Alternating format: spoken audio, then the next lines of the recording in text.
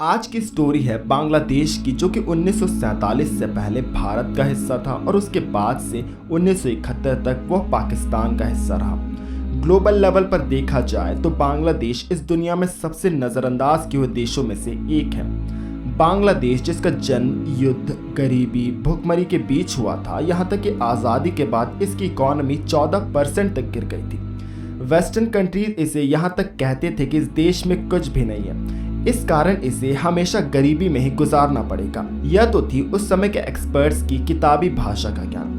2022 में सिनेरियो पूरा ही अलग है। न्यूयॉर्क टाइम्स ने तो एक समय बांग्लादेश को कहा था कि बांग्लादेश फेलियर के सिवा और कुछ भी नहीं है। एक तो उसकी पॉपुलेशन अलग ही ऊंचाई छू रही थी, देश में न तो नेचुरल रिसोर्सेज थे कि उन्हें बेचकर बांग्लादेश अमीर हो सके, और देश ऐसा जहां हर दरवाजे में कोई न कोई नेचुरल डिजास्टर इंतजार कर रहा हो। पर आजादी के 50 वर्ष के बाद आज बांग्लादेश ने नेचुरल डिजास्टर्स के साथ रहना सीख लिया है। कोरोना पैंडेमिक, हाई पॉवर्टी सब कुछ झेल लिया, और इन कठिन समय के कारण बांग्लादेश स्ट्रांग होता जा रहा है। बड़े बड़े देश जहां रेफ्यूजीज को रखने से दूर भागते कि इनका खर्चा कौन उठाए, पर बांग्लादेश एक छोटा सा गरीब देश अपने अंदर इस दुनिया के सबसे बड़े रेफ्यूजी कैंप को चलाने का साहस रखता है। 2018 में बांग्लादेश इस पूरी धरती की सबसे फास्टेस्ट ग्रोइंग इकोनॉमी थी। अब तो इसे भारत ने ओवरटेक कर रही है, पर स्टिल बांग्लादेश दुनिया के लिए एक मिसाल है। इस देश ने देख लिया कि अगर वह खेती के भरोसे बैठ जाए तो जिंदगी भर इस देश को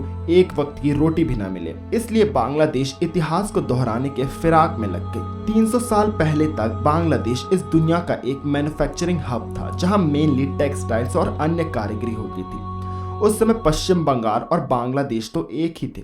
उस समय के बंगाल की इकोनॉमी उस समय पूरी दुनिया के जीडीपी के 10% के बराबर थी।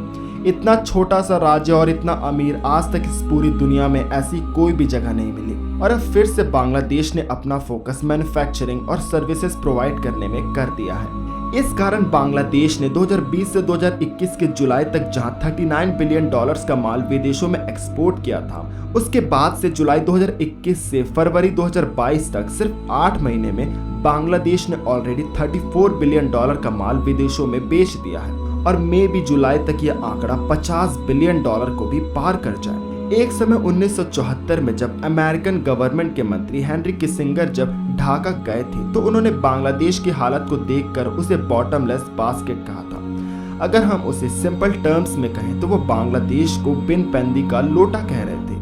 पर आज के समय वो सेम बॉटमलेस बास्केट अब गोल्डन बास्केट बनने की ओर बढ़ते जा रहा है। बांग्लादेश ने $100 बिलियन की जीडीपी को 2009 में छुआ था, जो कि 2022 में $391 बिलियन से भी ज्यादा हो गई है।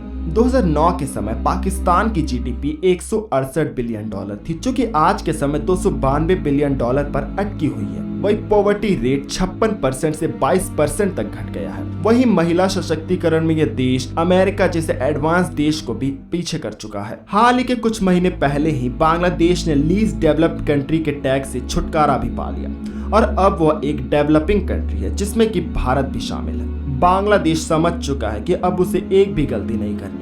इस कारण बांग्लादेश अपने इकोनॉमी को चलाने के लिए सिर्फ टेक्सटाइल पर डिपेंडेंट नहीं रह रहा। 17 करोड़ की आबादी अगर टेक्सटाइल बनाते रह जाएगी तो उसे खरीदेगा कौन? इस कारण बांग्लादेश अपनी इकोनॉमी को डाइवर्सिफाई कर रहा है, और अब वो डिजिटल मार्केट में भी एंट्री कर चुका है। जब से इंटरनेट का दौर आया है, इस दुनिया में जॉब्स का रूप बदल रहा है, और बांग्लादेश भी इसी चक्कर में है कि वह डिजिटलाइजेशन का फायदा उठा सके। फ्रीलांसिंग, कंटेंट क्रिएशन जैसे जॉब्स का उदय हुआ है, और स्पेशली बांग्लादेश में तो फ्रीलांसिंग चरम पर है। हर वर्ष फ्रीलांसिंग बांग्लादेश की इकोनॉमी में $100 मिलियन ऐड कर रही है, और फ्यूचर में यह आंकड़ा और बड़ा होगा। वही जहां 2026 में भारत 5 ट्रिलियन इकोनॉमी को पार कर चुका होगा, बांग्लादेश की इकोनॉमी भी $600 बिलियन तक पहुंच जाएगी। हम जानते हैं कि फ्यूचर में भारत इस दुनिया का सबसे बड़ा मैन्युफैक्चरिंग हब बनने वाला है, पर बांग्लादेश भी दुनिया का एक डिजिटल हब बनने वाला है। आने वाले 2-3 दशक में बांग्लादेश इतना डेवलप हो जाएगा कि वह यूरोप जैसे देशों को टक्कर देने लगेगा। साथ ही से बॉर्डर पर कोई खतरा नहीं, क्योंकि ये चारों तरफ से भारत से ही घिरी है। इस कारण वह मिलिट्री का पैसा बचाकर अपने देश के हित में लगाता है, और 2050 में इसकी इकोनॉमी यूरोप के बड़े बड़े देशों के बराबर हो जाएगी, जिसमें कि टेक्नोलॉजी का एक बड़ा हाथ रहेगा।